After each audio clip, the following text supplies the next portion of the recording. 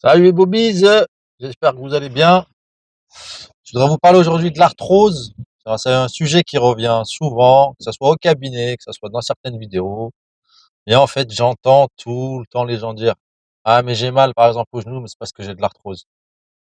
Soyez pas aussi fataliste, je vais vous expliquer, je vais vous dire en gros comment ça se passe quand vous avez de l'arthrose, ce que vous devriez entendre et que peut-être vous n'avez pas encore entendu. Donc ça sera juste après l'intro.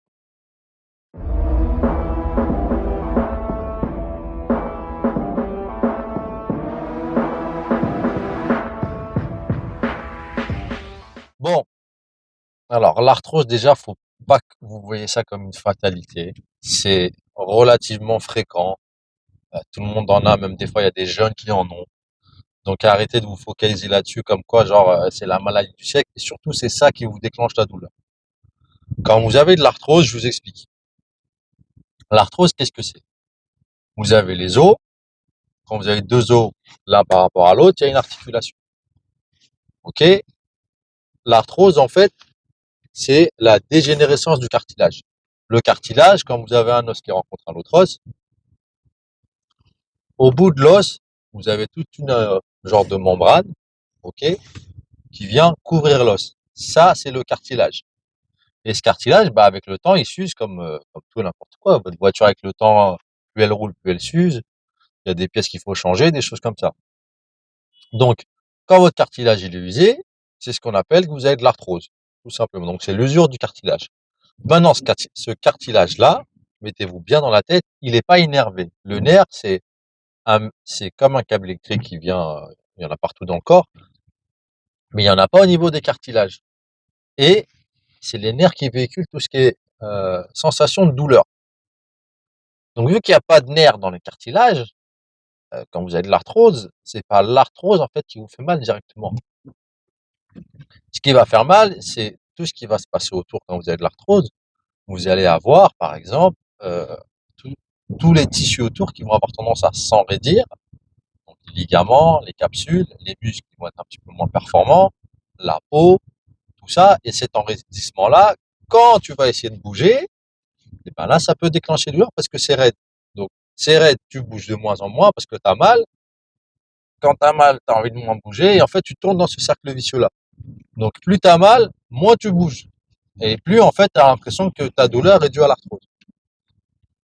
Donc, déjà, si vous voulez vous soigner, il faut vous remettre en mouvement, tout simplement. Plus vous allez bouger, et moins vous allez avoir mal. Ça, c'est une première chose.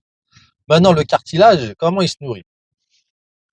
En fait, le cartilage, il se nourrit ce qu'on appelle par imbibition du cartilage. Mais en gros, pour faire simple, plus vous allez bouger, plus vous allez créer du mouvement, plus votre cartilage, il va se nourrir. Il aura tendance, on va pas se régénérer complètement. D'ailleurs, je crois même pas qu'il se régénère vraiment. Mais le fait de créer du mouvement, eh ben, ça va aller beaucoup mieux au niveau du douleur. Je vais prendre un exemple simple.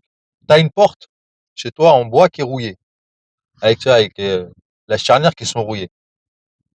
Tu sais, ça grince. Bah, qu'est-ce que tu fais? Tu as tendance à faire quoi? Si tu la bouges pas, eh ben, elle va rouiller de plus en plus et tu auras de plus en plus de mal à l'ouvrir.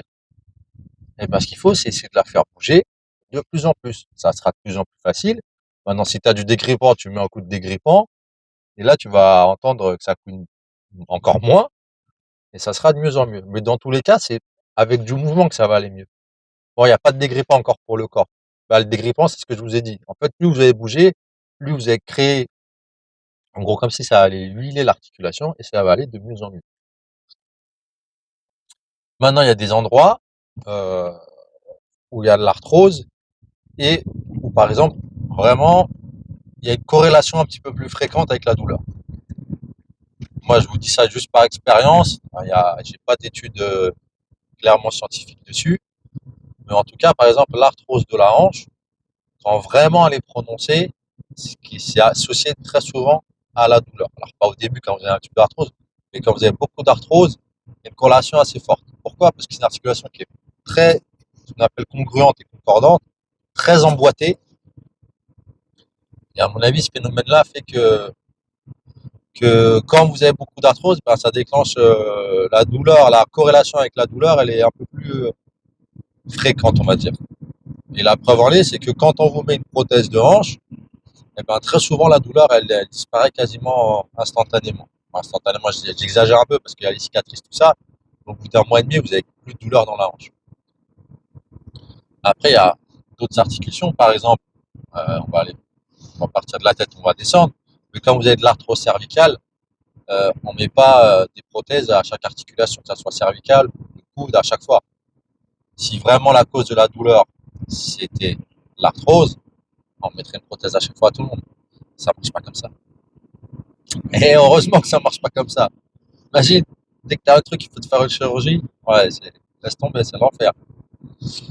Donc après, quand vous avez de l'arthrose au niveau cervical, c'est ce que je vous ai dit pareil tout à l'heure, l'arthrose cervicale, essayez de récupérer du mouvement, de la mobilité, et en général, ça va aller mieux. Autre chose sur l'arthrose, en fait, quand vous avez beaucoup d'arthrose, ce qui va se passer, c'est que vous allez avoir des muscles qui vont être, les tissus autour, ils vont être plus raides, plus tendus, plus verrouillés, notamment au niveau musculaire.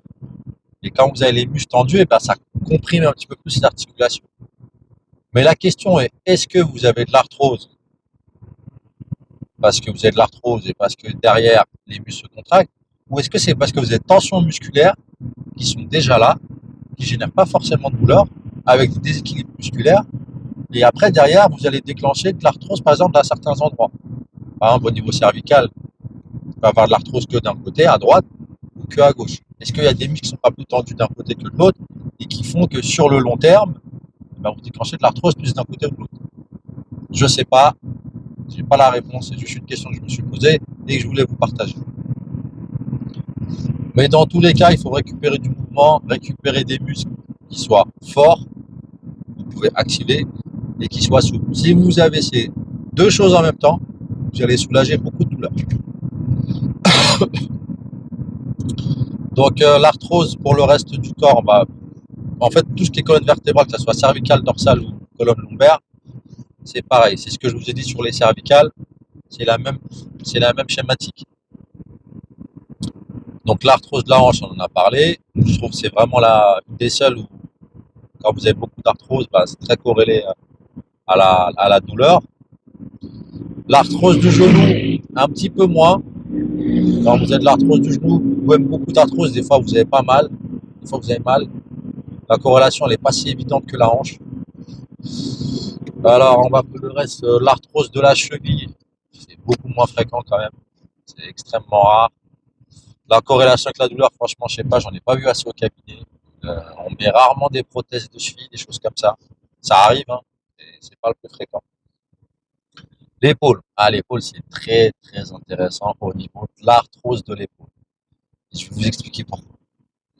L'arthrose de l'épaule, en fait, c'est l'articulation de l'épaule qui est suspendue. Ça veut dire elle tient par le haut. Il y a pas de phénomène de compression. Et on arrive quand même à développer de l'arthrose, de l'usure. C'est bizarre, quelque chose qui est suspendu, il va avoir moins de force de frottement, vous dites, moins d'usure que le reste. Comment ça se fait qu'on a de l'arthrose au niveau de l'épaule? Je ne peux pas vous expliquer pourquoi, mais ce qu'on a remarqué, c'est que souvent, quand vous avez de l'arthrose de l'épaule, vous allez avoir les muscles de l'épaule, notamment au niveau de la coiffe, qui vont être complètement pas complètement dans les chaussettes, mais presque, qui sont assez fatigués, pas beaucoup de force, etc. Donc, les gens qui développent de l'arthrose de l'épaule, c'est pas des gens qui sont en général qui sursollicitent leur épaule. C'est le contraire. C'est des gens qui n'utilisent pas du tout leur épaule, qui lèvent pas les bras, qui mettent pas les bras en arrière, surtout les bras en l'air. Quand vous avez une épaule qui n'est pas utilisée, en gros, votre corps, il la laisse courir. Il dit, bon, j'ai pas besoin des muscles. Les muscles, ils vont s'atrophier. Le reste, ça bouge pas. Je vais pas m'en occuper. Je schématise, mais c'est un peu ça l'idée. Si vous n'utilisez pas vos bras, et c'est souvent là qu'on retrouve des problèmes d'arthrose d'épaule. C'est pas le gars qui bosse dans le bâtiment, qui charbonne, qui pousse ou qui va à la salle de sport et qui pousse tous les jours et qui s'entraîne qui va développer de l'arthrose d'épaule. Lui, il va plus développer peut-être un peu d'arthrose acromioclaviculaire, qui est plutôt des tendinopathies, mais rarement de l'arthrose de l'épaule. Donc ça confirme un petit peu ce que je vous ai dit, que le mouvement, en fait, c'est générateur pour diminuer vos douleurs et pour diminuer, pas dire diminuer votre arthrose, mais diminuer vos douleurs dues à l'arthrose. En tout cas, ce que vous pensez, c'est l'arthrose qui génère la douleur.